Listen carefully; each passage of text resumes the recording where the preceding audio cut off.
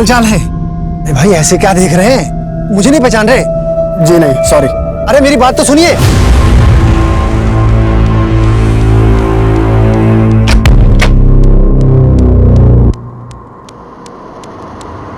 क्या हो गया?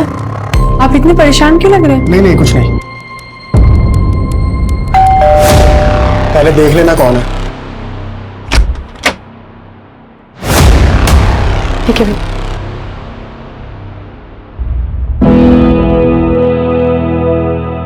आप बताएंगे हुआ क्या है?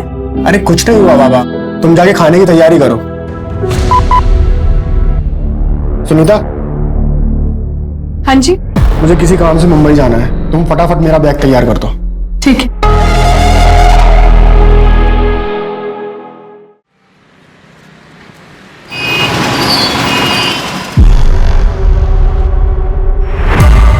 ये पानी कहाँ से आ रहा है? और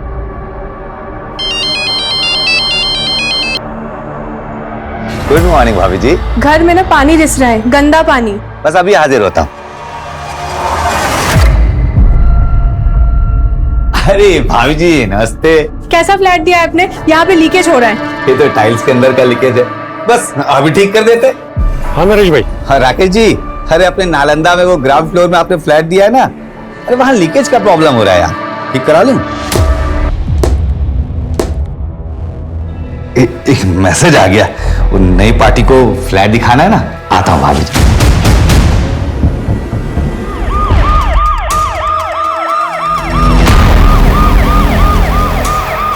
साइड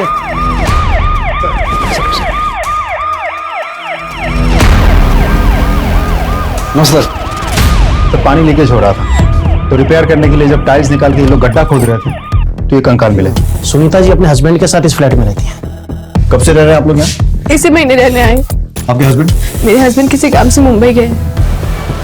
फॉरेंसिक वालों को बुलवाओ और इन कंकालों की पूरी जांच पड़ताल करवाओ और पंचनामा करके घर को सील करो। आपने घर किससे लिया था? सर ये फ्लैट मैंने ही किराए पे दिलवाया था, लेकिन इस सब के बारे में मुझे कुछ नहीं मालूम। तो मेरे कंकाल कहाँ से आए? सर मैं सच कह रहा हूँ, मुझे कुछ नहीं मालूम। महेंद्र सर, घर का मालिक कब तक आएगा? सर उनसे बात हो गई है, लेकिन वो यहाँ पर रहते नहीं है, इसीलिए उनको डायरेक्ट पुलिस स्टेशन बुलाया।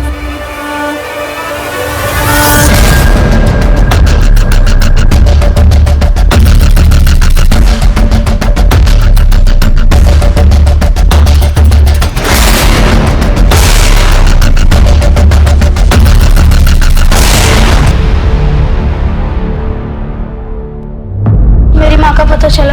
हम कोशिश कर रहे हैं बेटा, पर जैसे कुछ पता चलेगा हम आपके मामा को इन्फॉर्म कर देंगे। और आपको पहले भी बोला था कि इस तरह से अकेले मत आया कीजिए, अगली बार जब भी आओगे अपने मामा को साथ लेके आओ।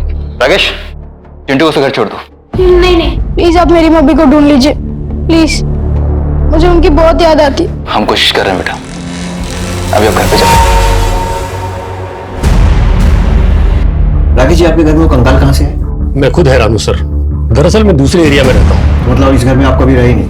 नहीं, जब नया मकान खरीदा था तब कुछ महीने रहा था, उसके बाद जॉइंट फैमिली थी, घर छोटा पड़ने लगा, उसके बाद हम बड़े घर में चले गए। तब से इस घर में किराएदारी रह रहे हैं। उन सारे किराएदारों के नाम और पते दे दीजिए। पुराने किराएदारों के नाम और नंबर कौन रखता है? अच्छा, जब आप उस घर में रह रहे थे तब किसी से कोई दुश्मनी या फिर कोई झगड़ा हुआ था? नहीं नहीं।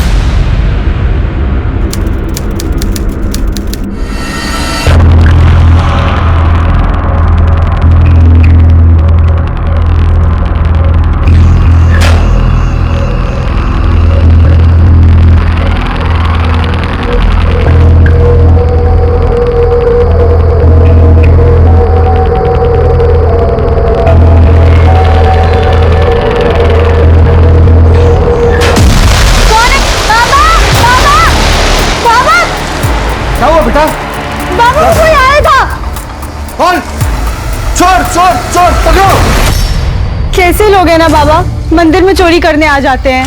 ये बेटा, मंदिर में सैकड़ों साल पुरानी माता की मूर्ति है, साथ में ढेर सारे गहने भी हैं। जरूर वही चुराने आया होगा। वो तो अच्छा हुआ कि तूने आज मंदिर की लाज रख ली। बस माता का आशीर्वाद है बाबा। सो तो है बेटा, लेकिन हम सब कुछ माता के भरोसे छोड़ के विश्राम तो नहीं कर सकते ना। मैं आज से यहीं बाहर सोऊंगा ताकि चोर उचकों पर नजर रख सकूं। आजा आजा।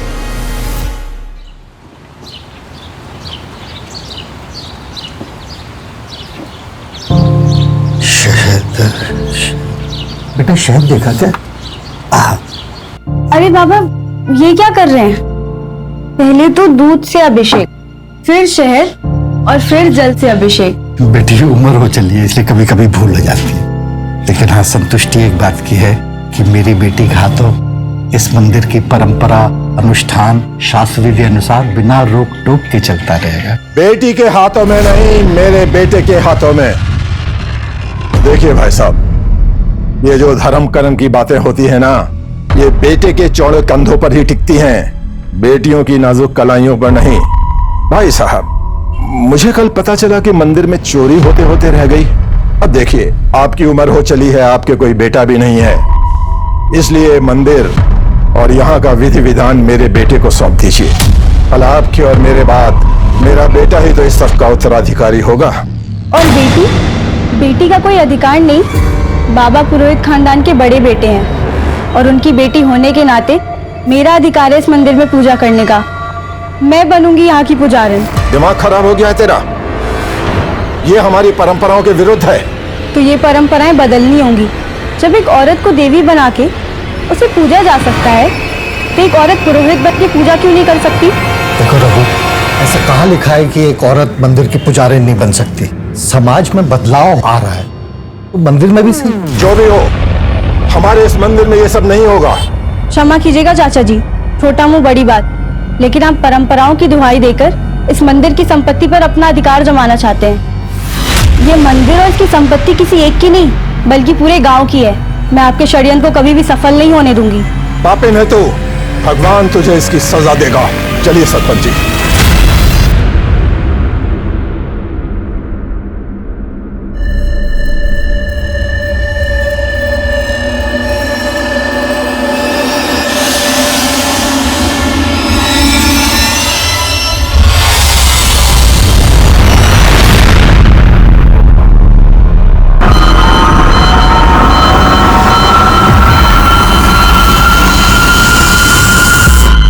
देखिए पुजारी जी, हम सभी पंचों ने मिलकर ये फैसला लिया है कि इस मंदिर की उत्तराधिकारी रचना ही होगी। बड़ी खुशी की बात है।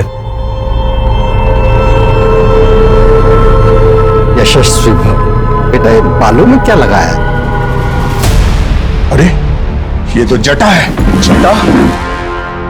पता नहीं बाबा, कब से तेल लगा के सुलझा रही हूँ, पर ये सुलझ ही नहीं रही है। और ये सुलझेगी भी नहीं। ये जटा है, जटा देवी माता का संकेत है। संकेत? कैसा संकेत? भाई साहब, इतने भोले भी मत बनिए। बालों में जटा होने का मतलब होता है कि देवी ने संकेत दिया है कि ये लड़की देवी के मंदिर में दासी और सेविका बनकर रहेगी, पुजारन बनकर नहीं। नहीं नहीं, किसी ने जानबूझ के कुछ लगा दिया होगा। कल तो बालों में कोई जटा नहीं थी। देखो सरपंच जी, भाई साहब ने तो देवी के संकेत को मानने से मना कर दिया। अगर आप भी देवी के संकेत को मानने से मना कर देंगे तो जानते हैं क्या होगा? प्रलय हो जाएगी गांव में, देवी का कोप हो जाएगा, खेत खलियान जल जाएंगे, नदी नाले सूख जाएंगे, सब कुछ नष्ट हो जाएगा देवी के श्राप से। आप सही कह रहे हैं। सुना भाई साहब, अब अगली पूर्णमासी के दिन आपको अपनी बेटी का इस गांव के मंदिर को दान करना होगा। ये सब अंधविश्वास है सरपंच जी। सरपंच जी, आप ही न्याय कीजिए। पुजारी जी, अब रचना को इस मंदिर की सेविका और इस गांव की दासी बनकर ही रहना होगा। यही हमारा फैसला है। सरपंच साहब, सरपंच साहब, सरपंच साहब सुनिए।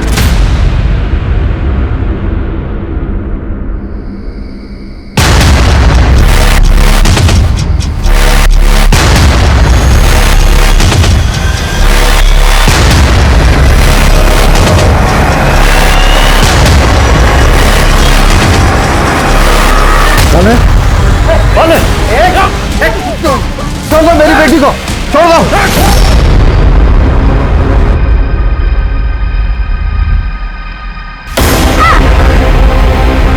अरे आराम से, इतनी भी ओवर एक्टिंग मत करो।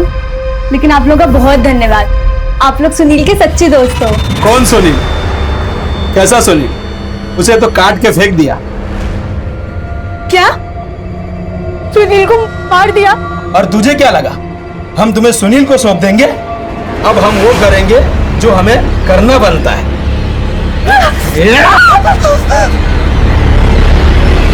तुझे तो पूरे गांव के सेवा से बचा लिया, शुक्र है।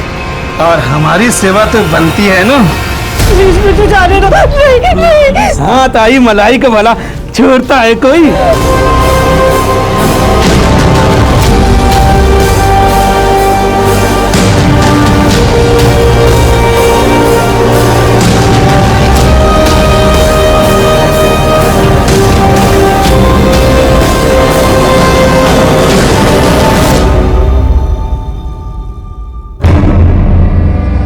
चल अच्छा है तुझे होश आ गया।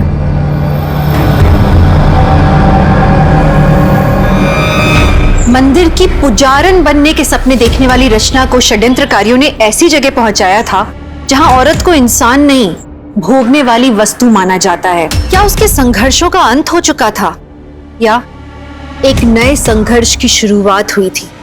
और सबसे बड़ा सवाल यह था कि शहर के रिहायशी इलाके के घर में मिले कंकालों का इनसे क्या संबंध था? ऐसे कई सवालों का जवाब मिलना अभी बाकी था। सर ये वही कॉन्ट्रैक्टर हैं जो उस फ्लैट में काम कर रहे थे। मुझे नरेश ने बहुत मारा था, ये देखिए। क्यों? सर वो कह रहा था कि वो खुदाई में कंकाल मिला तो पुलिस को बताने की क्या जरूरत थी? पुलिस को बताने की क्या जरूरत? मिट्टी डाल के उसके ऊपर टाइल्स लगवा के मामला रफा दफा नहीं कर सकता था? और तुम्हारी वजह से मैं फंसा ना तो मैं तुम्हें छोड़ूंगा नहीं। साहब मुझे बचा लीजिए साहब, बहुत बहुत मारेगा। आप चिंता मत कीजिए, वो कुछ नहीं कर पाएगा। उन्हें लेकर जाओ, इनकी कंप्लेन लिखो और पट्टी करवाओ। तो नरेश हमसे कंकाल की बात क्यों छुपाना चाहता है? उस मकान का मालिक राकेश, दोबारा बुलाओ उसे। राकेश जी, पिछली बार की खातिरदारी याद होगी आपको? एक सवाल पूछना रह गया था। नरेश के बारे में क्या जानते हो? सर उस एरिया में नरेश की बहुत चलती है। सारे फ्लैट किराए पे वही देता है और कोई भी उसके मार्केट में घुसने की कोशिश करता है तो बखेड़ा खड़ा कर देता है सर और तो और पुराना किराएदार जाने के बाद नया किराएदार आने तक चाबी नरेश के पास ही रहती थी। हाँ साहब, नरेश दिल का काला और नाड़े का ढीला आदमी है। खाली फ्लैट में लड़कियों को बुलाता रहता है। दबंग है, इसलिए उसे कोई कुछ बोलता ही नहीं। कब से काम कर रहे हैं साहब? 4-5 साल हो गए। कुछ और पता चले तो बताना। जी साहब। सुनिए जी चाबी। Thank you.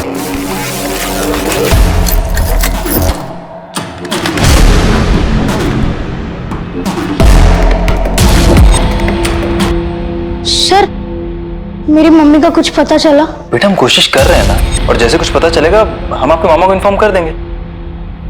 चलो भी आप घर जाओ।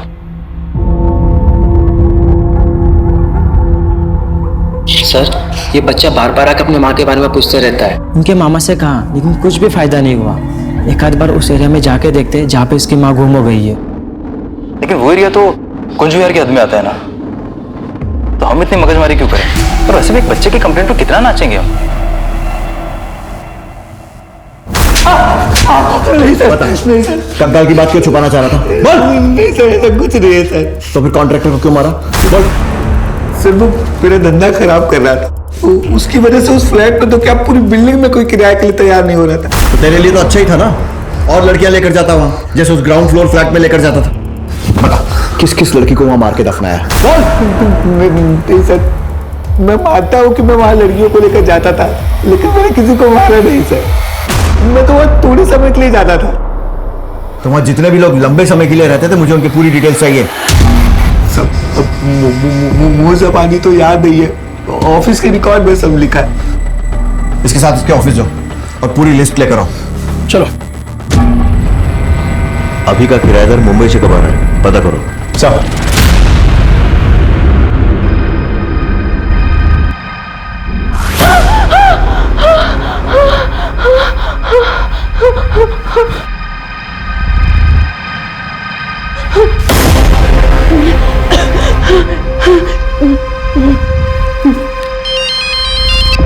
हेलो। हेलो, मुझे बहुत डर लग रहा है। आप कब आ रहे हो? तू टेंशन मत ले, मैं कल सुबह की पहली फ्लाइट पकड़ते ही आ रहा हूँ भोपाल।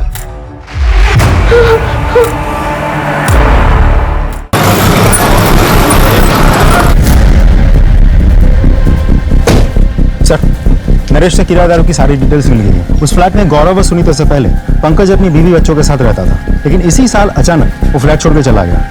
सर पंकज ने ये फ्लैट 2015 में लिया, उससे पहले वहाँ परेश शाह रहते थे। सर मैं व्यापारी आदमी हूँ, मुझे नहीं पता मेरा इन कंकालों से क्या वास्ता। वास्ता हो भी सकता है, आपकी किसी से दुश्मनी रही हो या फिर किसी से झगड़ा हुआ हो और गुस्से में आपने उन्हें मार के दफना दिया हो और फिर घर और शहर छोड़कर चले गए। सर मैं काम काजी आदमी हूँ, आपने मुझे बुलाया तो इसलिए मैं आपसे मिलने चला आया। अगर आप इस तरह से मुझ पर झूठे आरोप लगाएंगे तो आज के बाद आप मुझसे नहीं मेरे वकील से बात करेंगे। नमस्कार। सर एटीट्यूड देखा आपने, बात कैसे कर रहा था? घाट घाट का पानी पियो आदमी लगता है संदीप। अच्छा तो उस दूसरे किराएदार के बारे में क्या कह रहे थे जो अचानक गायब हो गए? सर मैंने कांटेक्ट करने की कोशिश तो की थी लेकिन नहीं हो पाया। उस इलाके में अपना एक खबरी है नथु, उससे कुछ ना कुछ जरूर मालूम होगा, उससे पता करो। महेंद्र चाबी। एक मिनट। नालंदा विहार सोसाइटी में जब हम पूछताछ कर रहे थे तो एक आदमी मुझे देखकर इतना घबरा गया था कि बाइक में अपनी चाबी छोड़कर जाने लगा था। मुझे लग रहा उस आदमी से मैं पहले कभी मिला हूं किसी केस के सिलसिले में। पता करो वो आदमी कौन था। अरे परेश भाई, और क्या हाल है? अरे सुनिए तो सही। सर मुझे आपसे कुछ बात करनी है।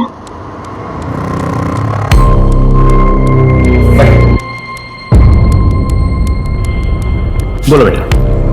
सर मेरी माँ खो गई है। क्या नाम है तुम्हारा? मेरा नाम चिंटू है। कहाँ रहते हो? सर मैं विष्णुपुरी कॉलोनी में रहता हूँ, पर वहाँ के पुलिस वाले बात कर रहे थे कि मेरी माँ जहाँ से खो गई है वो इलाका आपके पुलिस स्टेशन के अंडर आता है, इसलिए मैं यहाँ चला आया। बेटा तुम्हारी माँ कहाँ से खोई?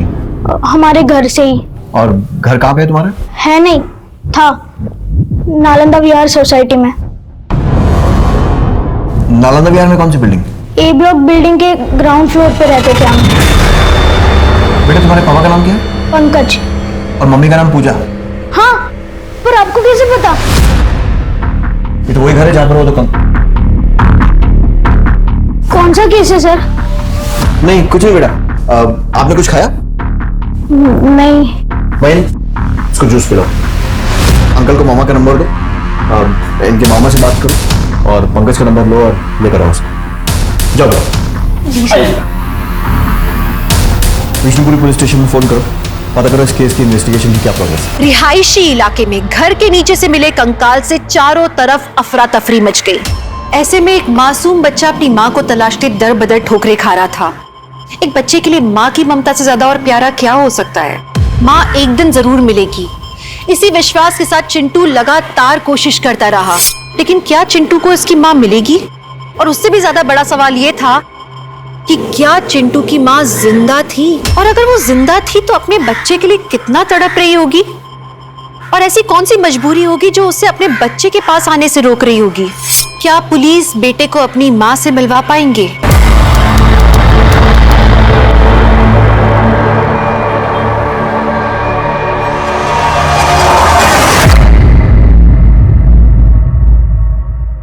चम्मच छल्लो, क्या नाम है तेरा? मुमताज। आहा, चल ताजमहल बनाते हैं। रोकड़ा है? कितनी लेगी? 3000। 3000 तो बहुत है रे। अबे झंडू, ताजमहल बनाने की बात करता है और तेरे पास 3000 भी नहीं है। चल निकल यहाँ से। अरे अरे नाराज क्यों हो? चल 1000 देता हूँ। मैं क्या तुझे 1000 वाली लगती हूँ? एक बार सही से देख तो मुझे। 3000 लेती हूँ लेकिन मजा 30,000 का देती हूँ। तो 1000 लेके 10,000 का मजा देना, मुझे चलेगा। अबे झुमरू निकल यहाँ से, बड़ा आया। 1000 रुपए में ताजमहल बनाएगा, जा यहाँ से।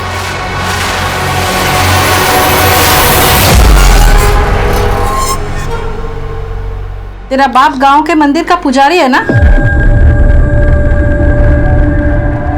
देख, तेरे बाप को और प्रेमी को कुछ लोगों ने मार डाला।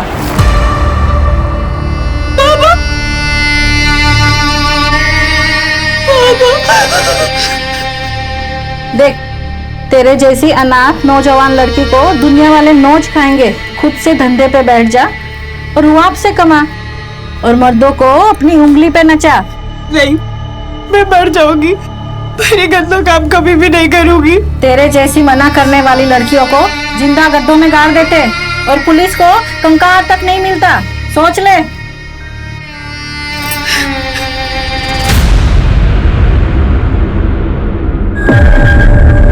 कितना लेगी? 5000। उस दिन तो 3000 में आई थी। तो उस दिन बाइक पे आया था ना, आज कार में आया है, इसलिए 5000। चल ठीक है, आप बैठ।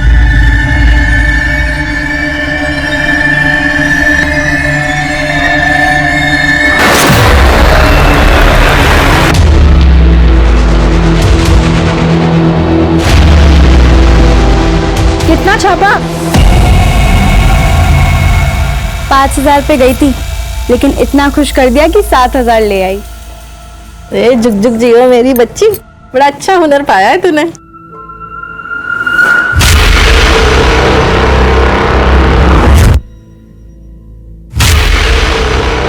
ऐसा कैसे हो सकता है? वो तो उसे तुम लोगों ने क्या बड़बड़ा रही है? देख, तेरा पुराना सेठ आ गया इस समय। अरे बीवी से झगड़ा हुआ होगा, तेरे पास आके दिल हल्का करेगा। जा, क्या हुआ देख? जाके सेठ का दिल बहला।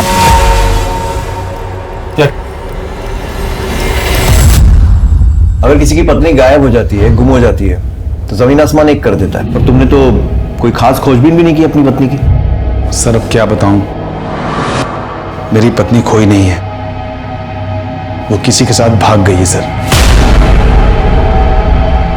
ये क्या हो रहा है?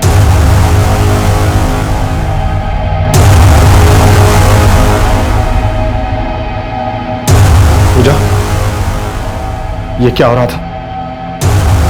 पूजा, पूजा गलत है ये। तुम मेरी बीवी हो, मेरे बच्चे की माँ हो।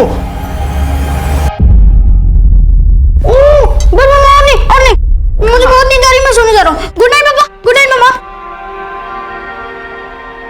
तुम भी खा लो। पूजा, जो कुछ भी हुआ है मैं उसे भूलने के लिए तैयार हूं, बस तुम अजय से मिलना जुलना बंद कर दो। पूजा, मैं तुमसे बात कर रहा हूं, तुम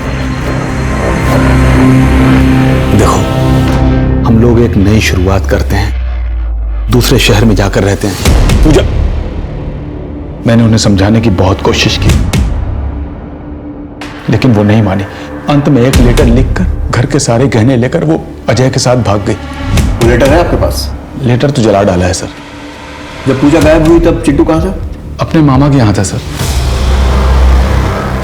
समझ गया, चिंटू को मामा क्या भेजा, फिर पूजा और उसके प्रेमी को मार दिया और दोनों को अपने ही घर में दफन कर दिया।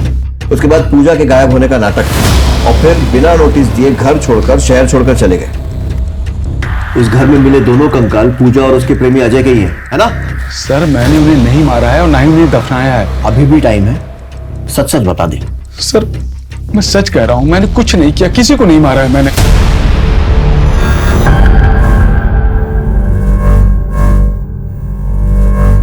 लगता है इन्हें किसी बात का गहरा सदमा लगा है। मैं कुछ दवाइयां लिख देता हूं, लेकिन अगर इनके मन से डर नहीं गया तो इन्हें ठीक होने में वक्त लगेगा।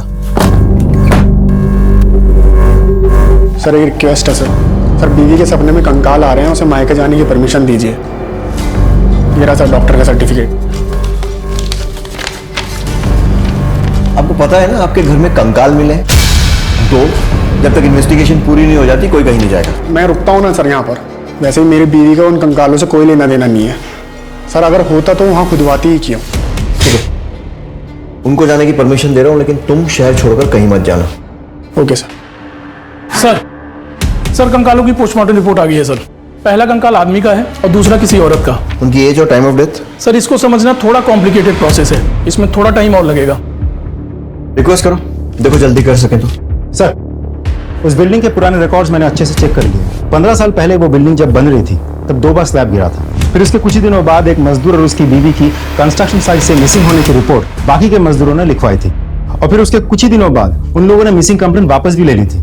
ये सब जानने के बाद उस समय के पीआई को जब शक हुआ और उन्होंने इन्वेस्टिगेट करना शुरू किया तो पता चला कि बिल्डर ने जबरदस्ती मजदूरों को मिसिंग रिपोर्ट वापस देने के लिए मजबूर किया था। 2 बार बिल्डिंग का स्लैब गिरा और उसके बाद 2 मजदूर, एक आदमी एक औरत गायब हो गए।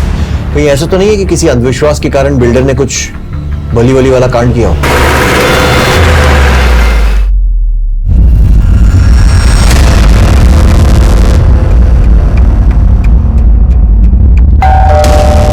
नालंदा सोसाइटी, वो बिल्डिंग आपने ही बनवाई थी ना?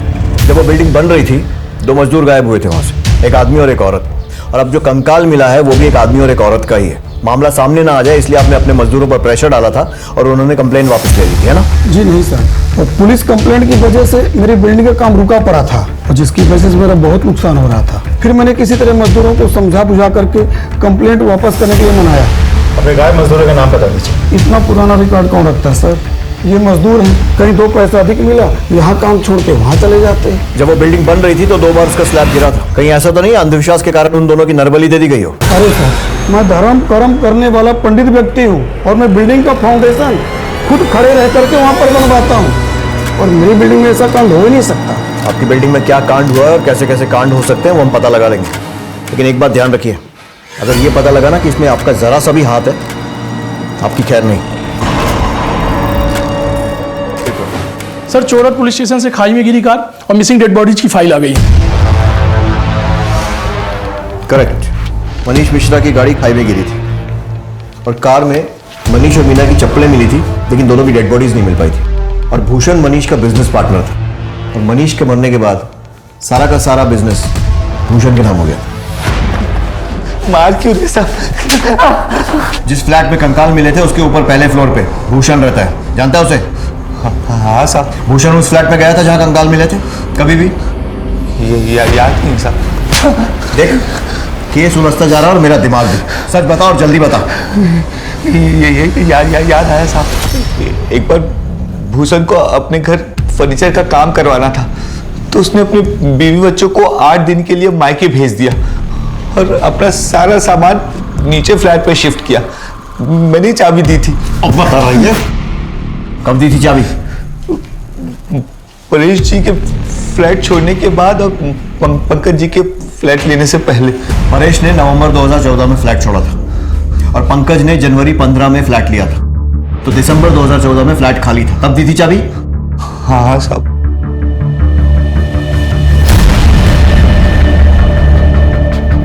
मनीष और मीना मिश्रा की गाड़ी भी दिसंबर 2014 में ही खाई में गिरी थी। टाइम तो मैच हो रहा है। सर, हो सकता है भूषण ने ही मनीष और उसकी बीवी को मार के उस फ्लैट में दफना दिया हो। भूषण को लेकर आओ।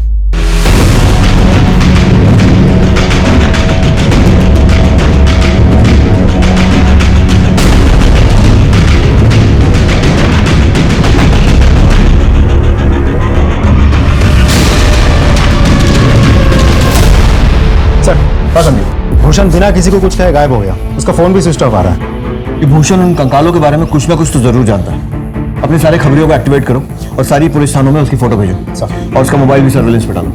Sir, hello. जय हिंद सर, आपके एरिया पे बाईपास रोड पर एक डेड बॉडी मिली है। क्या?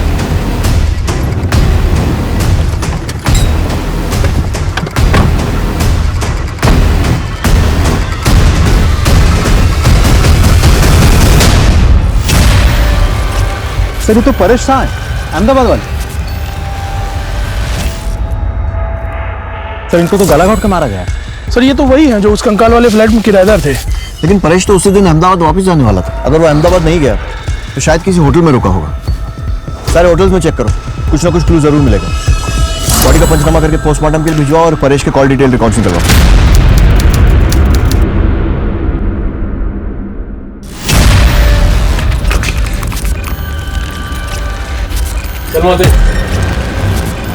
अच्छा मौसी, एक काम था।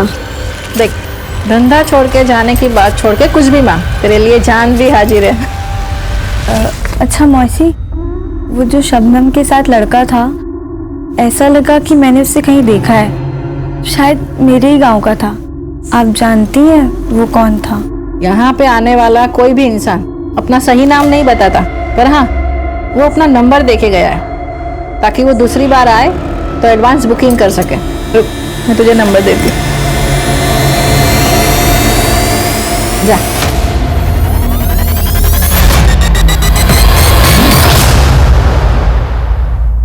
हेलो सुनील। रचना। सुनील, तुम जिंदा हो? मुझे लगा तुम्हें तो डकैतों ने। मुझे तुम्हारे प्यार और दुआओं ने बचा लिया रचना। तुम कहाँ हो सुनील? मैं तुमसे मिलना चाहती हूँ। मैं भी तुमसे मिलना चाहता हूँ, तुम जल्दी आ जाओ। मैं तुम्हें अभी एड्रेस मैसेज कर रहा हूँ। हो गई बात तेरे गांव वाले से? सर, कमलेश का मोबाइल लोकेशन इसी एरिया में नजर आया। तो बॉडी तो बहुत बुरी तरह से जल चुकी है। ये तो गौरव की आईडी है।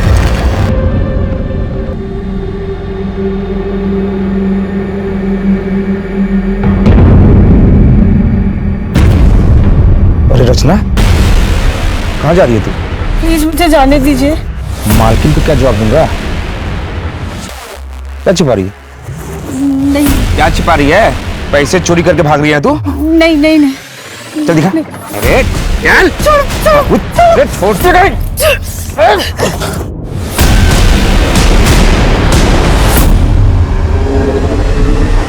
ये चोरी करके भाग रही है।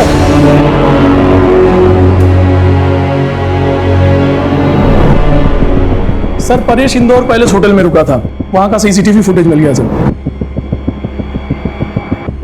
परेश इस आदमी के साथ बाहर निकला और उसके बाद परेश का मर्डर हो गया।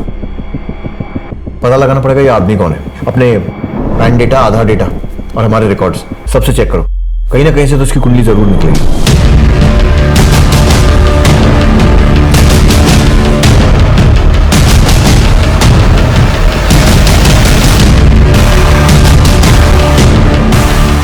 पहचानते हो? हाँ सर, ये तो कमलेश है। कहाँ रहता है ये कमलेश? यही पुरानी मंदिर के पीछे वाली गली में।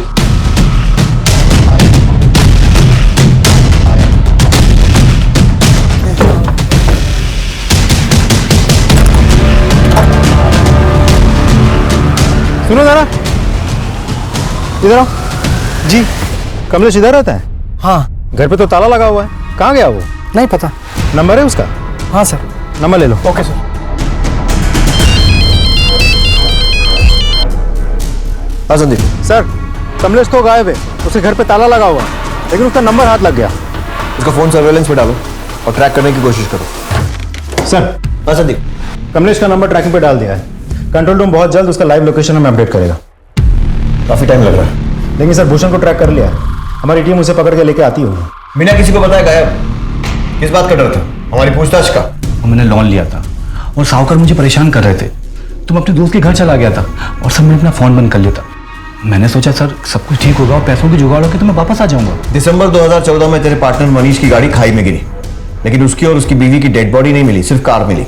और दिसंबर 2014 में ही तूने अपने बीवी बच्चों को बाहर भेजकर फर्नीचर बनाने के बहाने अपना सारा सामान नीचे वाले फ्लैट में शिफ्ट किया। तूने मनीष और मीना को मारा और उसके बाद उन्हें उस फ्लैट में दफनाया। देखिए सर, मैं आपसे बोल चुका हूँ, ना मैंने मनीष को मारा और ना ही मैंने मीना को मारा सर। सर मेरी बात सुनिए सर, एक बात नहीं, मैं आपसे क्यों झूठ बोलूंगा सर, मैं सच बोल रहा हूँ, मैंने मनीष मीना को नहीं मारा और ना ही मैंने उस फ्लैट में उनको दफनाया। मेरी बात पे यकीन कीजिए सर प्लीज। सर कमलेश का नंबर ट्रैक हो गया।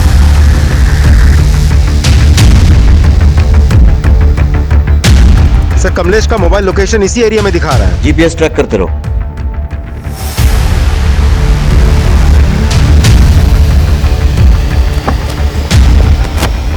सर लोकेशन तो यहीं कहीं दिखा रहा है। आसपास तलाशी लो। एक काम करो, इसका नंबर डायल करो। सर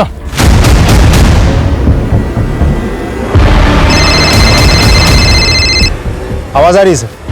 सर उस तरफ से आवाज आ रही है।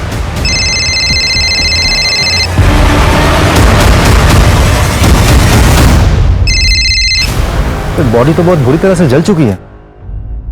सर ये फोन। सर आईडी, ये तो गौरव की आईडी है। फोन कमलेश का और आईडी गौरव की। आसपास देखो और कुछ मिलता है क्या? पंचनामा करके बॉडी को पोस्टमार्टम के लिए भेजो। उसकी वाइफ को इन्फॉर्म करो। गौरव को कौन मार सकता है और क्यों? सर गौरव के घर से मिले कंकालों के साथ इस मर्डर का कोई कनेक्शन तो नहीं है। और कमलेश का फोन गौरव की बॉडी के पास मिलना, यही कमलेश परेश के साथ होटल में दिखाई दिया था। इसके बाद परेश का मर्डर हो गया था। पता लगाना पड़ेगा ये कमलेश है कौन, और ये भी कि इन तीनों को मारने वाले अलग अलग लोग हैं या फिर ये तीनों केस एक दूसरे से जुड़े हैं और हत्यारा कोई एक ही है। सर हो सकता है गौरव और कमलेश की लाइफ से हमें कोई सुराग मिल जाए। इन दोनों के फोटो सारे पुलिस स्टेशन में सर्कुलेट करवाओ और डिटेल्स निकालो। पहले परेश और उसके बाद गौरव की हत्या ने एक नया सवाल खड़ा कर दिया था कि क्या कंकालों से जुड़ा कोई शख्स इन दोनों की हत्या का जिम्मेदार है, और अगर है तो उसकी वजह क्या है? गौरव की किसी से कोई दुश्मनी थी या फिर किसी ने कोई धमकी वगैरह दी हो? वो एक दिन अचानक मार्केट से घबराए हुए घर आए थे। क्या हो गया? आप इतने परेशान क्यों लग रहे हैं? नहीं कुछ नहीं। मैंने पूछा भी था, लेकिन उन्होंने कुछ जवाब नहीं दिया। उनकी फैमिली में और कौन कौन है? कोई नहीं है सर, वो अनाथ थे। बचपन में ही उनके माता पिता का स्वर्गवास हो गया था। उन्होंने बोला था कि किसी अनाथ आश्रम में वो पले बड़े हैं। उस अनाथ आश्रम का नाम मालूम है आपको? नहीं पता सर। देखिए गौरव की बॉडी हम आपको पोस्टमार्टम के बाद ही दे पाएंगे, अभी आप जा सकते हैं। पता करो कि गौरव कौन से अनाथ आश्रम में था, क्योंकि अगर वो वहां था तो गवर्नमेंट एजेंसीज के पास उसके सारे रिकॉर्ड्स हैं। हेलो, क्या ठीक है सर, एक इंटरेस्टिंग इंफॉर्मेशन हाथ लगी है।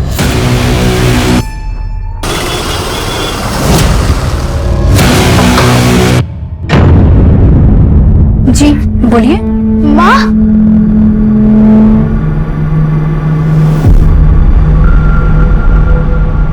I am sorry.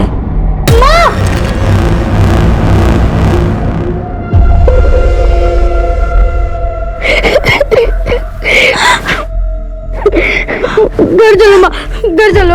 नहीं बेटा, मैं नहीं आ सकती। क्यों माँ, क्यों नहीं आ सकती आप घर? बेटा, तेरे पापा। देखिए, दूसरों के पर्सनल मामलों में दखल देना हमारा काम नहीं है, लेकिन फिर भी एक सलाह है, जो भी फैसला लें सोच समझ कर लें।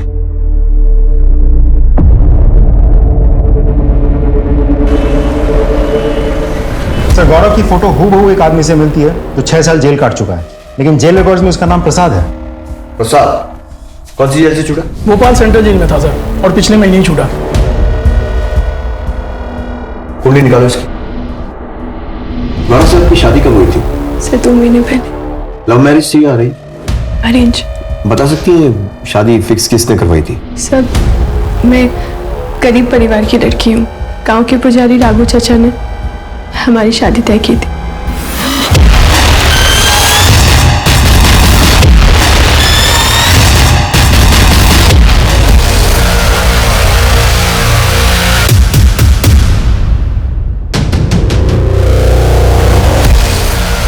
चलिए चलिए चल शुरू हो जाए। बताता हूँ सर, बताता हूँ सर।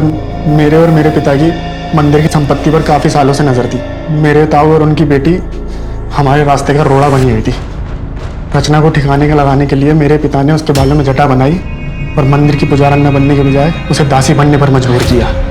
रचना अपने प्रेमी सुनील के साथ डकैतों का बहाना करके गांव से भाग जाना चाहती थी। वो सुनील मेरा पालतू था, उसने मुझे पूरा प्लान बता दिया। फिर मैंने नेले पे धैला फेंका सर। मैंने मंदिर पे अपना अधिकार बना लिया। इसके एवज में सुनील ने मुझसे मंदिर की मूर्ति मांगी। मैंने सोचा कि ये पीतल की पुरानी मूर्ति में रखा ही क्या है, और मैंने दे दी उसको।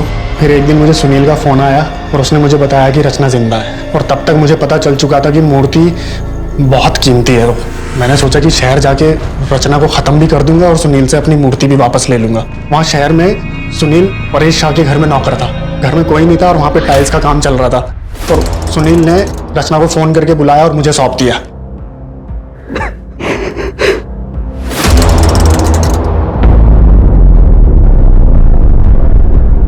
प्रसाद, तुम यहाँ? तुझे अपने रास्ते से हटाने का अधूरा काम पूरा करने आया हूँ। तुमने इसे यहाँ बुलाया जिससे मैंने इतना प्यार किया? मुझे तुम्हारी शक्ल भी नहीं देखनी है। तुझे इतनी आसानी से नहीं छोड़ूंगा। जहाँ तेरे बाप को भेजा, आज तुझे वहीं भेज रहा हूँ। वो मुकर गया। उसने वो मूर्ति वहीं कहीं फ्लैट में दफनाई है। सर, जब मैंने ज़्यादा जोर डाला तो वो कहने लगा सर मेरे पूरे षड्यंत्र का पर्दाफाश कर देगा। मैं सर गुस्से में तिल मिला गया और मैंने सुनील को भी वहीं मार दिया। सुनील का इस तरह गायब हो जाना शक के घेरे में आ सकता था, तो मैंने परेश शाह के लौटने का इंतज़ार किया और उससे मिला। उसको ये बोला कि मैं सुनील का बड़ा भाई हूँ और सुनील बहुत ज़्यादा बीमार हो गया, तो मैं उसे गांव ले जाने के लिए वापस आया हूँ। मैं वहाँ से तुरंत निकल गया, ये सोच के गया कि इस घर को या तो मैं किराए पे लूँगा या फिर खरीद लूँगा, जिससे कि मूर्ति मेरे हाथ में आ जाए। परेश और कमलेश को कैसे मारा? सर, सुनील ने मुझे बताया था कि उसका मालिक परेश शाह हर साल 2 बार तीर्थ यात्रा पर जाता है। तो सर, उसकी गैर मौजूदगी में मैं चोरी छुपे उसके फ्लैट में घुसा और मूर्ति खोजने लगा। कौन है? सर, जब रात को मैं मूर्ति खोज रहा था तो कमलेश, जो वहाँ पहले वॉचमैन था, उसने मुझे देख लिया। सर, मैंने उससे बहुत मिन्नतें की, उसे पैसे देने की कोशिश की और वो सर मान गया। उसने मुझसे पैसे लिए और चुप रहने का वादा किया। मुझे मूर्ति पाने का बहुत जुनून था सर, मुझे वो मूर्ति चाहिए थी। मैंने अपना नाम बदला, शादी की, और गौरव नाम से उस फ्लैट में रहने लगा जहाँ पे मूर्ति दफन थी। मैंने उस घर में रहते हुए उस जगह को आइडेंटिफाई कर लिया था जहाँ मूर्ति थी।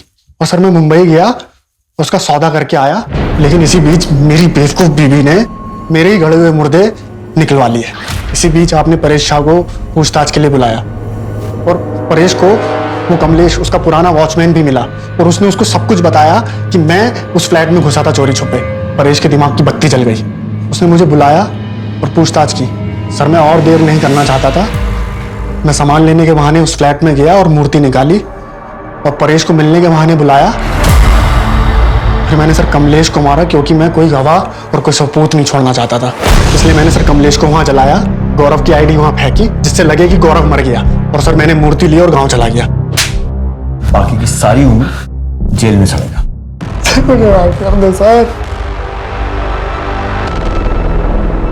रचना के साथ जो हुआ वो हमारे समाज की पिछड़ी हुई मानसिकता को प्रदर्शित करता है।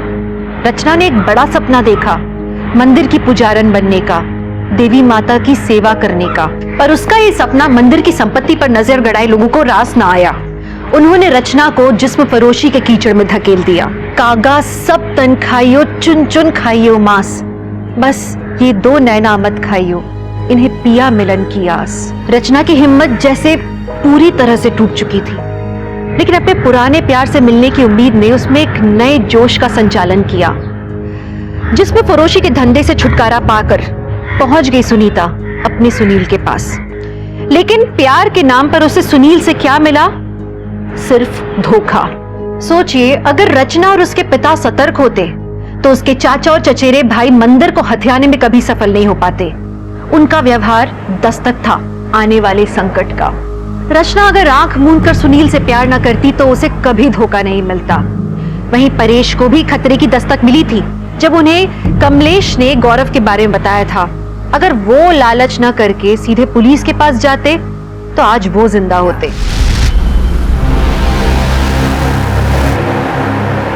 प्रिया, कपड़े सुखाने के लिए डाल देना, माजी ऑनलाइन क्लास शुरू हो तो है, वरना मैं ही डाल देती। आई, मैं खाना बना रही हूँ। खाना बनाने के बाद डाल देना। क्यों आई? सारे काम प्रिया ही क्यों करेगी? नुपुर तो घर में एक भी काम नहीं करती, उसे भी बोल सकती हो ना। हर्ष, तुझे पता है ना, नुपुर टेरेस पे नहीं जाती, प्रॉब्लम है उसे। वो खुद एक प्रॉब्लम है, ये सारे काम ना करने के बहाने। आई मैं संग तो उसे घर के बाहर निकल, तब जाके इस घर में शांति होगी। पहले ही उसने इतना बड़ा कांड करके रखा है। आई, मैं निकते, बाय। बस कर रहे जॉब का ड्रामा। शुरुआत की जर्नलिज्म से और अब सेल्स में। 3 महीने में तीसरा जॉब है तुम्हारा ये। तुम्हारी सच्चाई सामने आएगी ना, तब इस जॉब से भी निकाल देंगे तुम्हें। हर्ष, नुपुर बहन है तेरी, इज्जत करो उसकी। और अगर नहीं कर सकते तो तुम और प्रिया इस घर से जा सकते हो।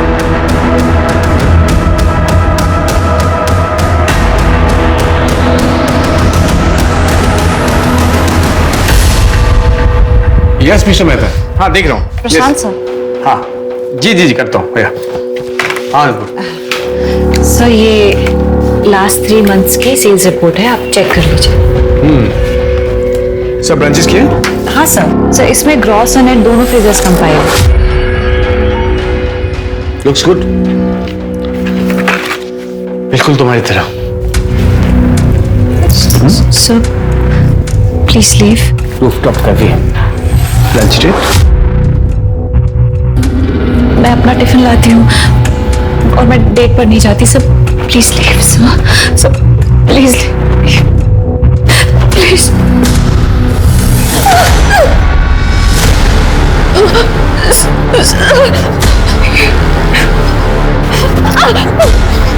अपने बॉस को मना कर दिया तो एक कंप्लेन और जॉब नहीं समझो। प्लीज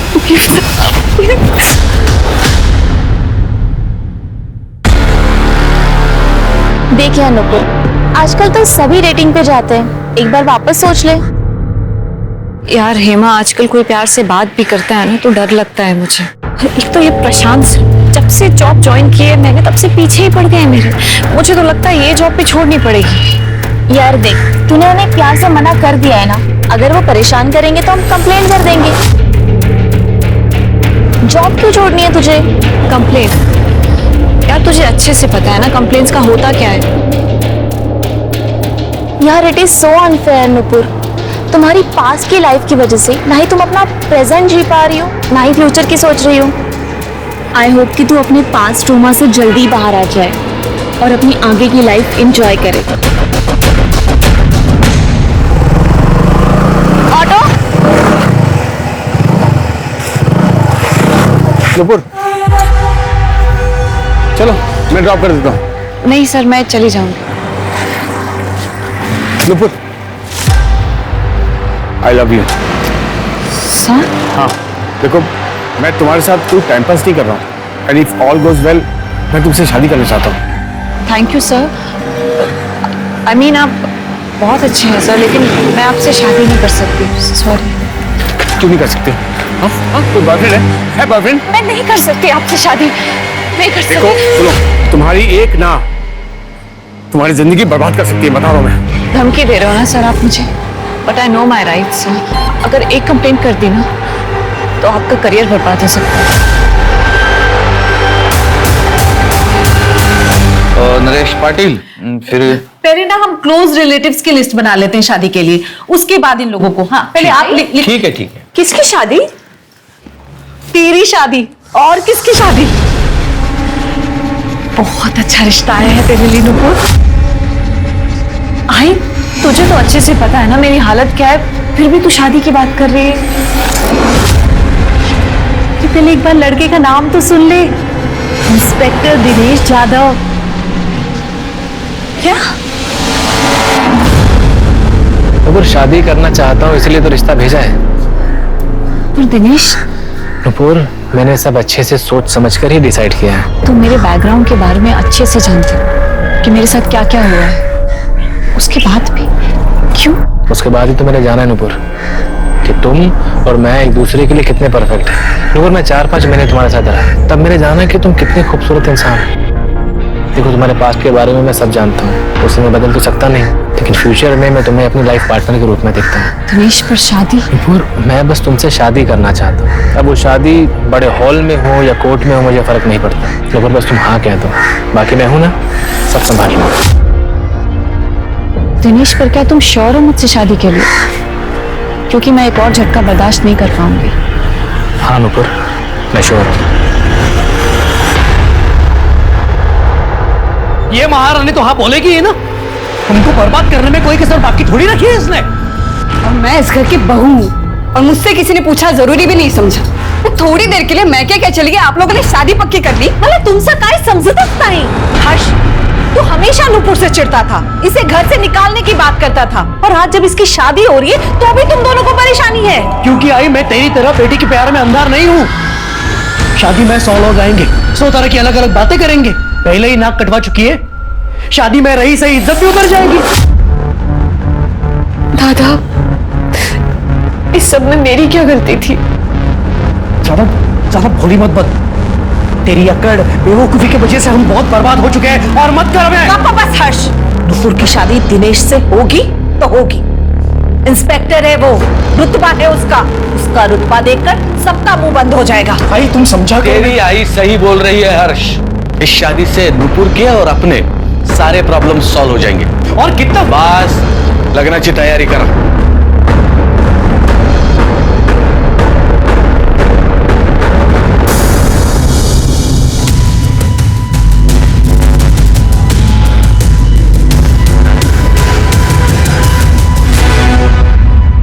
हाँ, मेरा तो हो गया, अभी लास्ट बाइट तुम खाओगे। अरे ऐसे कैसे? ये भी तुम ही खाओगे?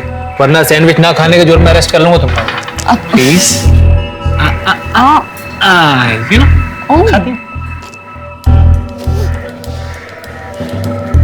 तुम शादी के बाद भी ऐसे ही मेरा ख्याल रखोगे? इससे भी ज्यादा ख्याल रखूंगा मैं तुम्हारा। सच? अच्छा अनुपुर, शादी से याद आया, देखो हम तो चाहते थे कि हमारी शादी सिंपल तरीके से हो, पर आई चाहती है कि हमारी शादी बहुत धूमधाम से हो। मैं समझ सकती हूँ दिनेश, आई की भी तो कुछ इच्छाएं होंगी। अब मेरे लिए उनकी इच्छा क्यों मारना? थैंक गॉड नुपुर कि तुम सब समझती हो। तो फिर तुम अपनी आई और बाबा से बात करना कि वो सभी विधि विधान और सामान तैयार रखें। सामान मतलब? क्या? कार और 15 लाख? ये तू उसे जाके बता, तू कहीं की राजकुमारी नहीं है। आई मैं तुला सांगतो ये शादी में कुछ तो लोचा है। हर्ष, इतना पारा चढ़ाने की कोई जरूरत नहीं है। शादी में ये सब होता है, देना पड़ता है। नहीं आई, कुछ भी देने की जरूरत नहीं है। तूने ही तो सिखाया है ना, दहेज लेना देना दोनों गलत है। हाँ, आई हमारी शादी में प्रिया के घर वालों से कुछ नहीं लिया हमने, बल्कि शादी का खर्चा डिवाइड किया। तो अब क्यों? क्योंकि नुपुर को इस शादी की बहुत जरूरत है। दिनेश के अलावा कोई इससे शादी नहीं करेगा। दहेज का पैसा कहाँ से लाओगे आप? मैं अपनी एफडी तोड़ दूंगी और पीएफ के लिए भी बात करती हूँ। आई तू सब आई बाबा बाबा बोलते क्यों नहीं? सारा पैसा इस पे खर्च कर देगी ये।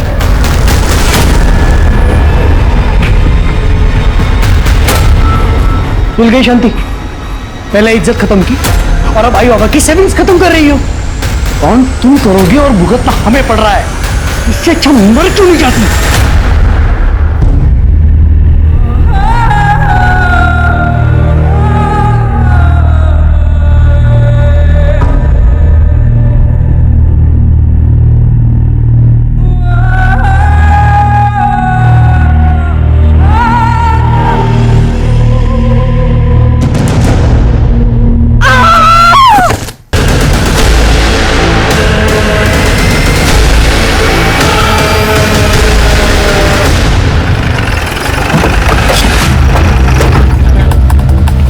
साइड हो जा।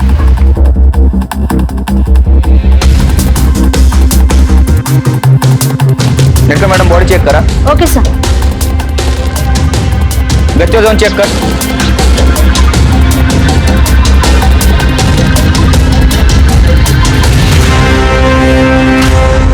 अरे क्या हुआ यहाँ? किसी ने कुछ देखा? हाँ साहब, हमने देखा।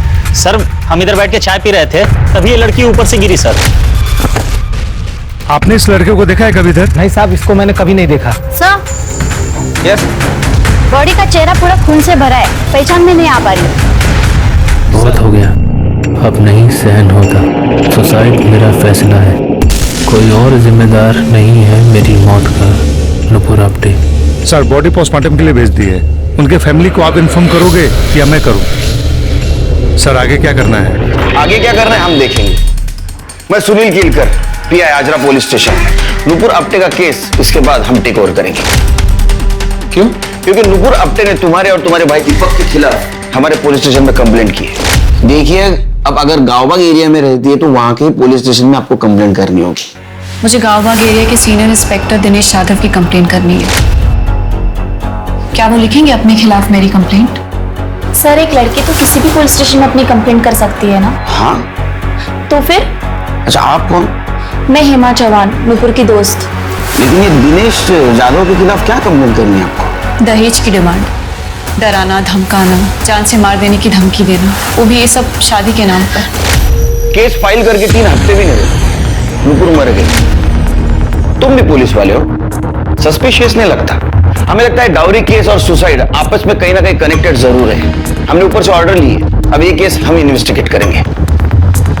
और आप लोग मुझे सस्पेक्ट समझ रहे हैं? पहले केस तुम्हारे खिलाफ था, अभी सुसाइड। ड्यूटी है, प्रोसेस है, करना तो पड़ेगा ही। तो सुसाइड नोट, पेपर्स और सारे एविडेंस हमें हैंड ओवर कर दो। शिरके। मोरे। Yes sir. जो भी मिला है दे दो। ये सर।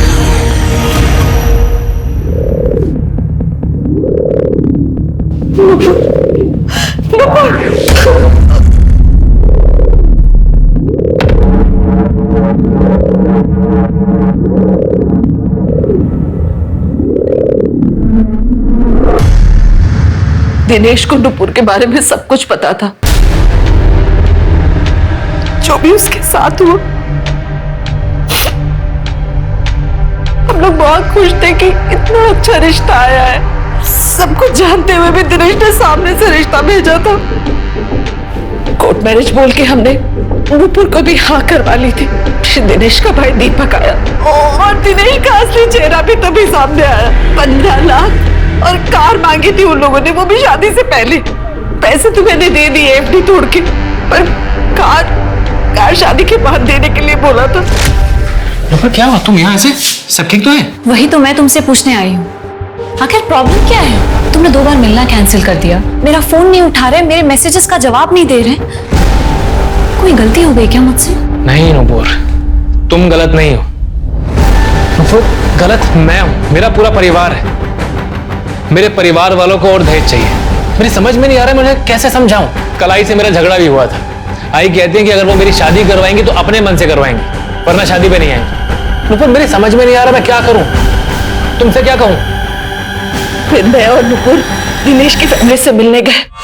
अरे ऐसी क्या डिमांड की है हमने? मेरा बेटा सीनियर पुलिस इंस्पेक्टर है। किसी भी घर से आज उसे अच्छी से अच्छी, सुंदर से सुंदर लड़की मिल सकती है। बिना मांगे हमें दहेज मिल सकता है। पर मग तुम्ही माझ्या मुलासाठी एवढं पण नाही करू शकत? देखिए प्रतिभा जी, हम मिडिल क्लास लोग हैं। मेरे पति की जॉब चली गई है, बेटे का बिजनेस ठप है, और वैसे भी आप लोगों ने पहले ही जितना मांगा था उतना ही कर पाना हमारे लिए मुश्किल था, और अब और ज्यादा। भाई मैंने तो पहले ही कहा था कि लड़की ठीक नहीं है। वो तो मैं गांव गया हुआ था जब दिनेश ने ये सब कर लिया। ऐसा क्या हुआ था नुपुर के साथ? रेप हुआ था मेरे नुपुर के साथ। उसने कंप्लेंट क्यों नहीं की? आप लोगों ने कंप्लेंट क्यों नहीं की? किया था साहब, सब किया था। फिर कोई फायदा नहीं हुआ साहब। वो बहुत पावरफुल आदमी था, इसलिए नुपुर ने केस वापस ले लिया। हमें पता था कि आगे चलकर नुपुर की शादी में बहुत प्रॉब्लम होगी, इसीलिए ये रिश्ता मैं हाथ से जाने नहीं देना चाहती थी। मैं 5 लाख और देने के लिए तैयार हो गई, पर उससे पहले ही मेरे पुत्र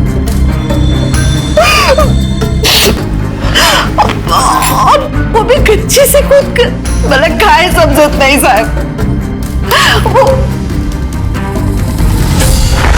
तो क्या प्रॉब्लम था? अच्छे से क्या प्रॉब्लम था? सर उसे ऊंचाई से बहुत डर लगता था।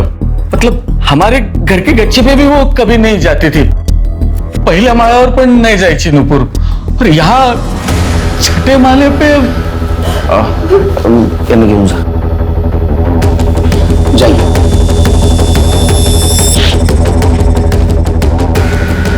शिरके, ये नुपुर को ऊंचाई से डर लगता था, तो उसने गच्ची से कूदकर जार क्यों थी?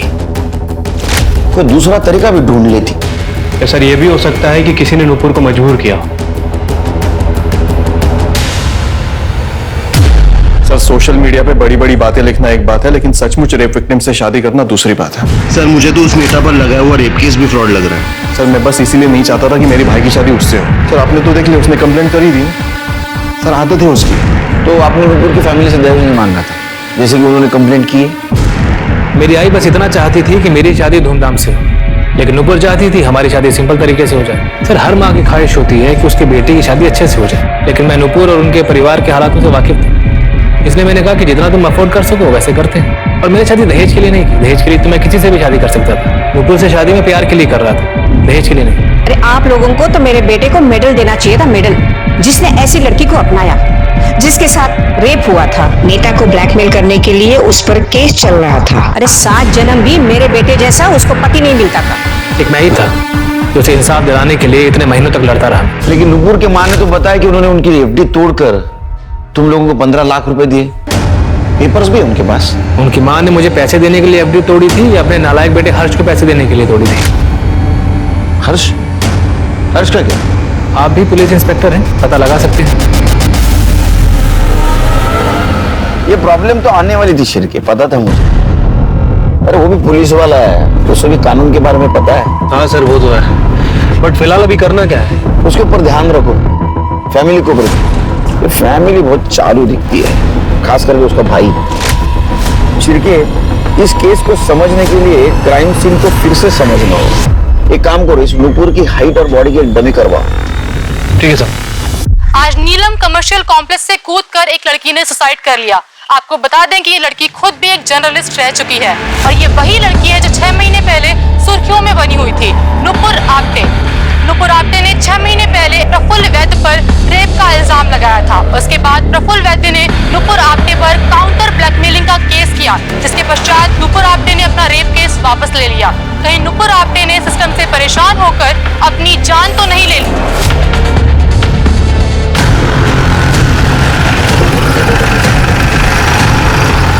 नुपुर आपने जब सुसाइड किया तो आप इसको क्राइम सीन रिक्रिएट क्यों कर रहे हैं? हमारी प्रोसीजर। आपको ये फॉल्ट लग रहा है? चलो सर हटिए, हटिए हटिए हटिए। रोको इन्हें।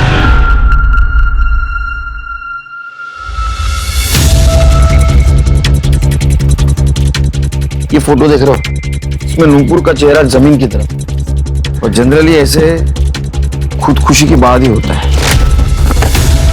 एक काम करो शिरके, जो हमने लोगों ने डमी बनवाई वो ऊपर से फेंको, और इस तरह से फेंको जैसे आदमी खुद कूदता है। ठीक है।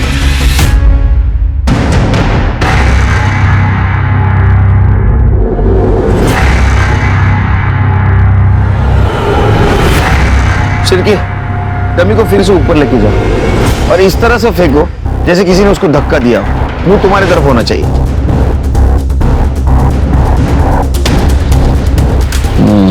शिरके, गड़बड़ है, क्योंकि नूपुर के गिरने के मार्क में और हमने 2 बार जो बॉडी गिराई उसके मार्क में 19-20 का फर्क है। तो ये बताना मुश्किल है कि उसको किसी ने धक्का दिया और उसने सुसाइड किया। निशा, नूपुर की सुसाइड नोट हैंडराइटिंग एक्सपर्ट के पास भेजो और उसके हैंडराइटिंग से मैच करके देखो। Right sir. शिरके, नूपुर का CDR और मोबाइल लोकेशन चाहिए मुझे। ठीक है सर। क्या कहीं आसपास CCTV है? नहीं सर, पूरी बिल्डिंग में कहीं भी CCTV कैमरा नहीं है। इनफैक्ट सिक्योरिटी गार्ड ने भी नूपुर को पहली बार ही देखा था। तो नूपुर यहाँ क्या करने आई थी? हेमा को बोला। सर नुपुर तो एक फाइटर थी, किसी से भी जाकर भिड़ जाती थी बिना डरे। बस वो केस के बाद वो चुप सी हो गई थी। उस रेप केस के बाद? हाँ, बेचारी ने बहुत सहा। फिर उसके लाइफ में दिनेश आया, उसने उसे शादी के लिए प्रपोज किया। उसको दिनेश में सब अच्छा लगने लगा था। सबको ये लगने लगा कि नुपुर की लाइफ ट्रैक पर आ गई है, पर दिनेश भी कमी ना निकला। कोर्ट मैरिज के नाम पे डॉरी की डिमांड करने लगा। तो तुम्हें क्या लगता है इस केस की वजह से उसने सुसाइड की? नहीं सर, बिल्कुल नहीं। नुपुर तो बहुत स्ट्रांग थी। तो इतने बड़े पावरफुल नेता के खिलाफ रेप का केस फाइल किया था।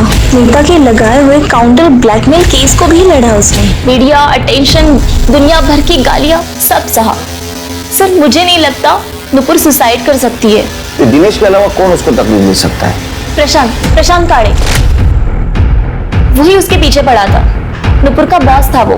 नुपुर ने उसे मना किया तो उसने नुपुर को जॉब से निकलवा दिया।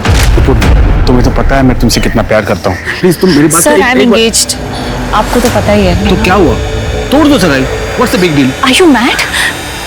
Please leave me alone. Nupur. Hello, coming sir. Yes sir.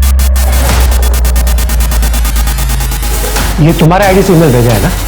तुम पहले यहाँ काम करती थी ना? यस सर, मैं पहले इसी कंपनी में जॉब करती थी, लेकिन सर ये मेल मैंने नहीं किया है। तुमने नहीं किया तो तुम्हारे आईडी से मेल कैसे गया? झूठ बोलती हो। राइवल कंपनी को डेटा भेजा तुमने। You are fired. निकलो अभी कभी यहां से। लीव।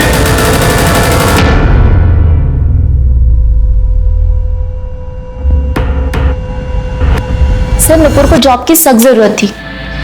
अरे वो प्रशांत उसे ब्लैकमेल कर रहा था, फिर भी वो प्रशांत से ब्लैकमेल नहीं हुई। लेकिन प्रशांत उसको बार बार कॉल और मैसेजेस करके परेशान करता रहा। ये प्रशांत गाले का नंबर है तुम्हारे पास? हाँ। इन जगह नंबर है, अब जाइए बाहर। ठीक है, ये प्रशांत गाले का CDR रिपोर्ट और मोबाइल लोकेशन निकालो। पता करो मजनू छुपा कहाँ है। ठीक है सर। सर मैंने हर्ष आप्टे के बारे में आस पड़ोस में पूछताछ की। पड़ोसियों का कहना है कि हर्ष हमेशा नूपुर पर चिढ़ा हुआ रहता। ये रेप केस के बाद MLA प्रफुल्ल वैद्य ने नूपुर पर ब्लैकमेलिंग के चार्जेस लगाए, जिसकी वजह से उनकी फैमिली की बड़ी बेइज्जती हुई। इसलिए हर्ष हमेशा नूपुर पर चिढ़ा हुआ रहता था। अच्छा, ठीक है, हर्ष के डिटेल निकाल, बैंक स्टेटमेंट, उसके क्लाइंट डिटेल सब निकाल। ठीक है सर। नूपुर की मौत ऊंचाई से गिरने की वजह से हुई है। ऊंचाई से गिरने की वजह से उसका स्कल फ्रैक्चर हुआ, जिसकी वजह से ब्रेन हेमरेज हुआ और बहुत ज्यादा खून बहने की वजह से उसकी मौत हो गई। बॉडी की बहुत सारी हड्डियां भी टूटी है। सर रिपोर्ट से तो यही लग रहा है कि सुसाइड है। वो हैंडराइटिंग एक्सपर्ट का क्या हुआ? सर वो नुपुर का सुसाइड नोट और बाकी के डॉक्यूमेंट्स मैंने भेज दिए हैं। जल्दी रिपोर्ट आ जाएगी सर। प्रशांत काड़े आए, ये कैसे सवाल है? सर आप ही बताइए, कोई किसी से शादी क्यों करना चाहेगा? मैं नुपुर से प्यार करता था, इसलिए शादी करना चाहता था बस। लड़की ना बोले किसी और से सगाई कर ले, फिर भी तेरा प्यार कंटिन्यू, नौकरी से निकलवा दिया, फिर भी उसके पीछे पड़ा था। सर ये प्यार जो है ना, ये देख के नहीं होता सर। हाँ ये सच है कि मैं नुपुर के पीछे पड़ा था क्योंकि मैं उसको शादी के लिए मनाना चाहता था, और मैंने उसको जॉब से नहीं निकलवाया सर। वो जॉब पे थी तो मेरे पास थी। मैं क्यों चाहूंगा कि वो ऑफिस से और मुझसे दूर हो जाए? क्योंकि तू शादी करना चाहता था ना उससे। ऐसा पहली बार देखा है ना कि रेप विक्टिम के साथ इतना प्यार। Rape victim? सर ये क्या क्या बोल रहे हैं सर आप? आपसे मालूम पड़ रहा है मुझे ये सब खबर सर। अहो मेरी कोल्हापुर मदर नवीन है, पिछले 2 महीने पहले ही पोस्टिंग हुई थी मेरी यहाँ पर। ऐसी सोसाइटी देखी जहाँ सीसीटीवी नहीं, टाइट सिक्योरिटी नहीं, नया है। क्या बात कर रहे हो सर? मुझे मेरी समझ में कुछ नहीं आ रहा सर। ज्यादा शहाना मत बन। जहां नुपुर की मौत हो गई वहां तेरा मोबाइल लोकेशन दिखा रहा है, समझा? और तेरा मोबाइल बंद था। क्यों? देखिए सर मैं बताता हूँ, मैंने कुछ नहीं किया है। मुझे तो ये भी नहीं मालूम था कि नुपुर वहां थी उस वक्त। मैं अपने क्लाइंट सागर एसोसिएट से मिलने गया था सर। आप चाहिए तो चेक कर लीजिए ना, एड्रेस पता कर लीजिए मैं था कि नहीं। मोबाइल क्यों बंद किया था फिर? सर मोबाइल बंद नहीं था सर, साइलेंट करना था पर गलती से ऑफ हो गया। और मुझे तो नुपुर जो की सोसाइटी जो है ना, वो घर पर आने के बाद मुझे मालूम पड़ा उस दिन रात को। फिर तुम्हें नहीं लगता झूठ की लेवल जरा बड़ी है? सर हैंडराइटिंग एनालिसिस हो गया, नुपुर ने वो सुसाइड लेटर नहीं लिखा। मतलब नुपुर ने आत्महत्या नहीं की, उसका मर्डर हुआ है। एक काम करो दिशा, जितने भी सस्पेक्ट है सबका हैंडराइटिंग मैच करके देखो। और काले, अगर तेरी बात झूठ निकली तो इतना मारूंगा पूरा फोबड़ा काला नीला हो जाएगा। कर दे, ढूंढ जाना। और सबसे पहले इसकी हैंडराइटिंग चेक करो। चल शिरके, ये नुपुर के मर्डर का उसके पास से क्या कनेक्शन है ढूंढना होगा। उसकी पुरानी वाली केस फिर से अच्छी तरह से स्टडी करनी होगी। पता करना होगा आखिर उस प्रफुल्ल वैद्य और नुपुर के बीच में क्या हुआ था।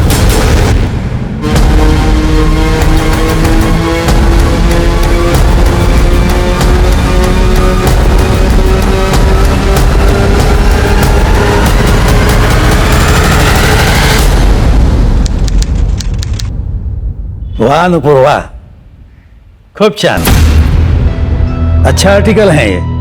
और ये बोरो स्कैम का मुद्दा तुमने एकदम सही उठाया है। Thank you so much sir. अच्छा तो जॉब करती हो तुम? सर एक्चुअली मैं कोल्हापुर कनेक्ट में ट्रेनी जर्नलिस्ट हूँ।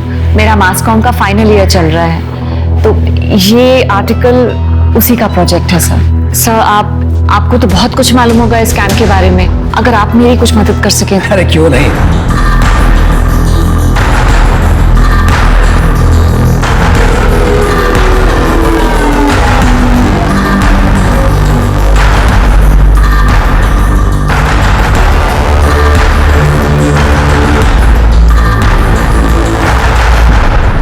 मैंने पहले ही कहा था रूलिंग पार्टी में बहुत करप्शन है, अगली बार वोट हमारी पार्टी को ही देना। Thank you so much sir, आपकी वजह से ये स्कैम एक्सपोज हुआ है। Thank you. अरे ये तो मेरा फर्ज था। नुपुर, मैं तुम्हारे लिए और भी कुछ करना चाहता हूँ, किसी खास आदमी से मिलवाना चाहता हूँ।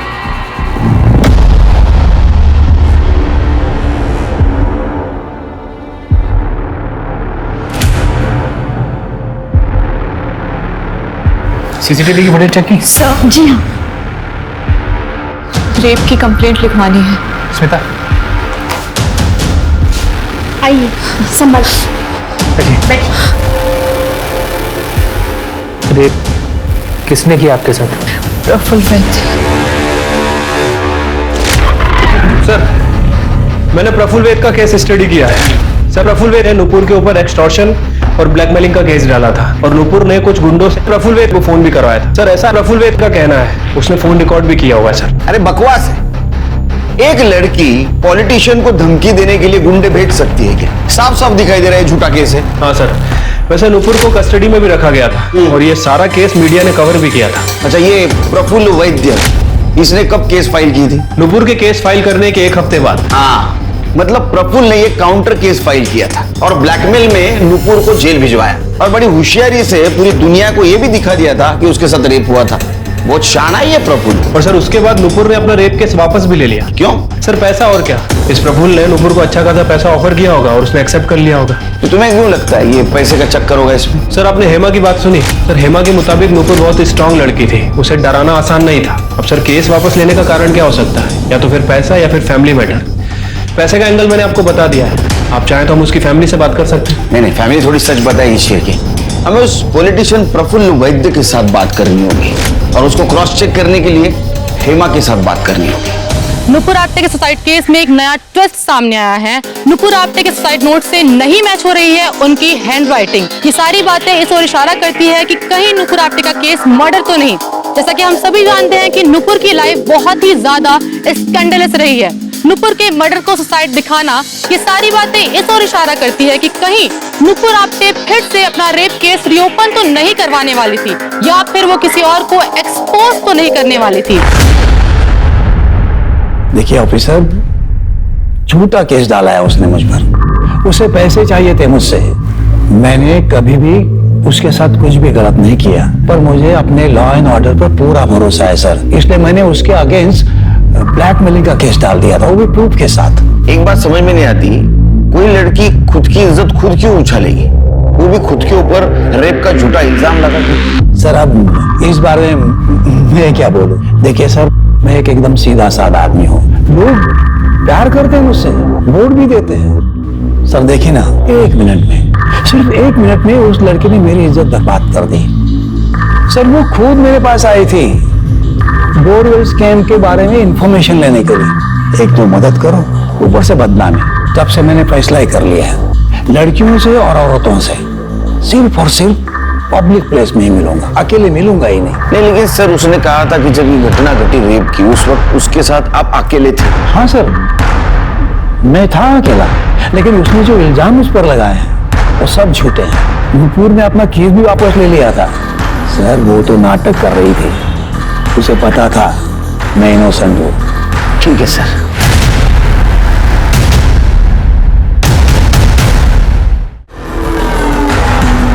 Sir Nupur Apte suicide case में आपका क्या इन्वॉल्वमेंट था? क्या वो सुसाइड नोट फेक है? Was it a murder? No comments. Sir कुछ तो बताइए, आप सच्चाई छुपाने की कोशिश कर रहे हैं। सर वो नेता एक नंबर का झूठा इंसान है। उसने नुपुर की इज्जत ही खराब नहीं की, बल्कि उसका नाम भी खराब कर दिया। सर नुपुर ये केस कभी वापस नहीं लेती, पर उसे बुरी तरह फंसाया गया था। किसने? नुपुर के लॉयर नरेश कामत ने। सर वो खुद चढ़कर आया था नुपुर के पास उसका केस हैंडल करने, pro bono, free of charges. Free में? और आपको मेरा केस क्यों लड़ना है? इसमें तुम्हारा नहीं मेरा भी फायदा है। और जब मुझे पता चला ना तुमने इतने पावरफुल आदमी के अगेंस्ट केस फाइल किया है, मुझे बड़ी खुशी हुई। मैंने अपनी जिंदगी में छोटे मोटे केस लड़े हैं, इतना हाई प्रोफाइल केस मैं अपने हाथ से जाने नहीं देता। अब सोच लो तुम, दोनों का फायदा। ठीक है सर नरेश ने पहले बहुत अच्छे से हैंडल किया, पेपर वर्क सब। उसके बाद धीरे धीरे कोर्ट की डेट आती उसने नुपुर से पैसे मांगना शुरू किया। नुपुर पैसे नहीं दे पाई तो नरेश ने केस को ही छोड़ दिया। कोर्ट की डेट कैंसिल हो गई। नुपुर का तो केस स्टार्ट होने से पहले ही वीक हो गया। बाद में नुपुर को पता चला कि नरेश उस नेता का ही प्लान था, उसके केस को खराब करने के लिए। नुपुर ने तो नरेश से बात भी की थी। सर तुमने खुद मुझसे मेरा केस मांगा था और बीच में हियरिंग वाले दिन गायब हो गए। कुछ फैमिली प्रॉब्लम थी इसलिए नहीं। आप शट अप। मुझे पता है कि तुमने ये सब वो प्रफुल्ल के कहने पर किया है। तुम्हें तो मैं डिसबार करा दूंगी, देखना तुम। ट्राई कर लो, कोर्ट बिना सबूत के खड़ा भी नहीं करता है।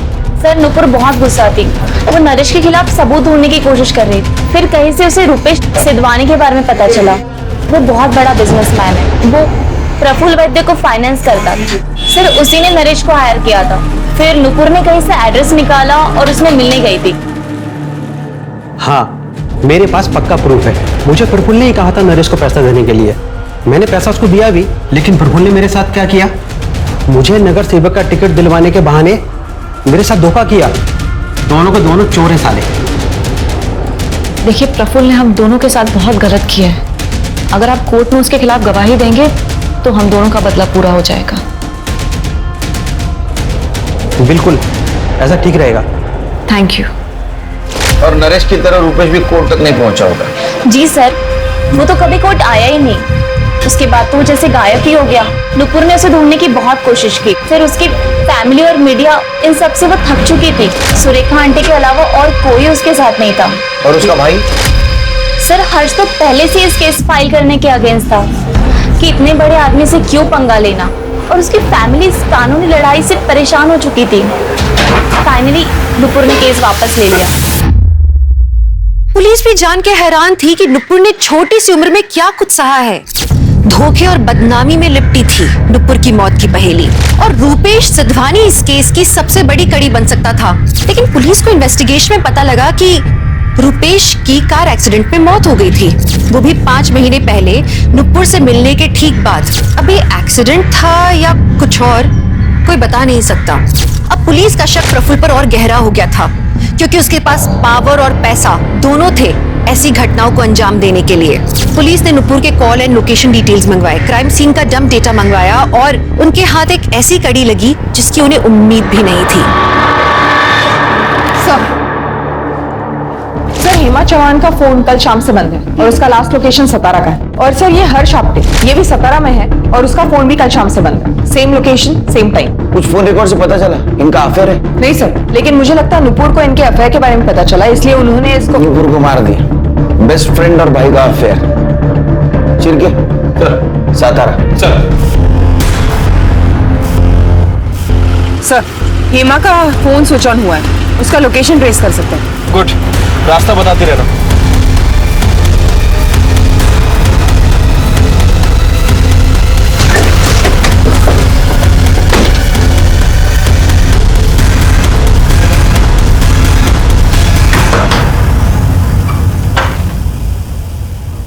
सर आप यहाँ? हम भी वही सोच रहे हैं कि आप यहाँ क्या कर रही हैं? सर मेरा तो यहाँ पे इंटरव्यू था। कोई कंपनी का नाम नहीं, कुछ नहीं, लॉज में इंटरव्यू देने आई हैं आप? जी नहीं सर, मेरे पास इंटरव्यू के पेपर्स है, मैं दिखाती हूँ आपको। हे बाबा, कल शाम से आपका फोन बंद क्यों है? वो कल मैं अपना चार्जर बस में भूल गई थी। कल शाम से ही मेरा फोन ऑफ था। आज सुबह नया चार्जर लेके फोन ऑन किया है। पर बात क्या है? बात को छोड़िए, ये बताइए हर्ष आप्टे कहाँ है? सर वो तो अपने घर पे होगा। लेकिन उसका फोन लोकेशन तो सतारा का है, इसी एरिया का। क्या? सर मेरी तो बात भी नहीं होती उससे। नुपुर के जाने के बाद तो बिल्कुल भी नहीं। सर लगता है ये हेमा सच बोल रही है, उसका और हर्ष का कोई लेना देना नहीं लगता। तो हर्ष सातारा में क्या कर रहा है? वो भी उसी दिन जिस दिन हेमा सातारा में थी। सर ये हर्ष का फोन अभी भी बंद है। क्या हुआ तुम्हारे साथ? दत्ता जयवंत और उसके गुंडों ने मारा। बिजनेस में बहुत लॉस हुआ था मुझे। नुपुर के चक्कर में आई बाबा की सारी सेविंग्स भी खत्म हो गई थी। वाइफ के दूर के रिश्तेदार दत्ता, उनसे पैसे उधार लिए थे। बहुत टाइम हो गया था, मेरे पास पैसे ही नहीं थे और दत्ता मुझसे पैसे मांगने लगा, इसलिए मैंने दिनेश से हेल्प मांगी। दिनेश यादव से? हो सर। दिनेश तुम्हें आई ने 15 लाख रुपए दिए और अब शादी भी टूट गई है। देखो मुझे 6 लाख की बहुत जरूरत है। दत्ता बहुत डेंजरस आदमी है, कम से कम उसका इंटरेस्ट तो चुका दूंगा। हर्ष मैं तुम्हें 5 लाख रुपए दे सकता हूँ, लेकिन इसके लिए तुम्हें अपनी बहन को बोलना पड़ेगा उसने मेरे और मेरे परिवार के खिलाफ जो केस फाइल किया है उसे वापस लेना होगा। प्लीज मैं तुम्हारे हाथ जोड़ता हूँ, केस वापस लो। देखो मेरा फ्यूचर तुम्हारे हाथ में है। तुमने केस वापस नहीं लिया तो दिनेश मुझे पैसे नहीं देगा। बहन का कुछ तो फर्ज निभाओ प्लीज। ठीक है दादा। और हाँ, आई बाबा को कुछ मत बताना, वैसे भी बहुत टेंशन में रहते हैं तुम्हारे कारण। त्याच्यानंतर काय झालं? दिनेश को मैंने बोला कि नुपुर रेडी है। दिनेश का भाई दीपक, उसने कहा कि नुपुर से मिलकर मैं पैसे दूंगा उसे। नुपुर ने दूसरे दिन ही सुसाइड कर लिया। मुझे तो पैसे मिले ही नहीं। दत्ता के आदमियों ने परसों शाम को मुझे कोल्हापुर से उठाया, यहाँ सातारा लेके आए। बहुत मारा सर, मेरा मोबाइल भी तोड़ दिया। प्रिया ने कैसे तो दत्ता को समझाया। प्रिया के बाबा ने ही सारे पैसे लौटाए, तब जाके मुझे छोड़ा। अरे सच बोल, उस दिन मिला था तू नुपुर से? हाँ सर, मैं और नुपुर उस बिल्डिंग के टेरेस पे मिले थे, क्योंकि मैं उससे किसी पब्लिक प्लेस में नहीं मिलना चाहता था। मुझे राइटिंग में देखी तो केस वापस लेगी और हमें दोबारा तंग नहीं करेगी। मैंने कहा था ना मैं पुलिस स्टेशन जाके केस वापस ले लूंगी।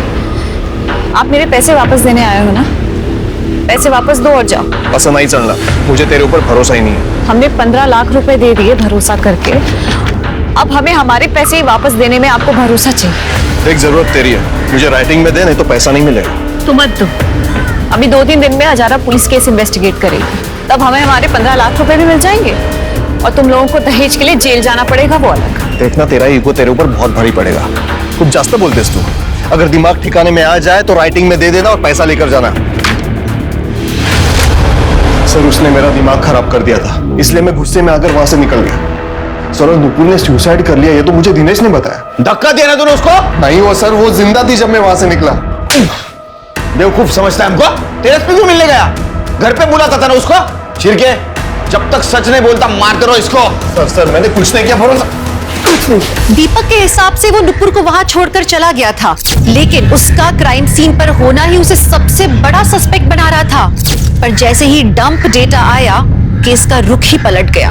पुलिस को एक अननोन नंबर मिला जिसकी लोकेशन नुपुर के घर से टेरेस तक और टेरेस से नुपुर के घर तक ट्रेस की गई।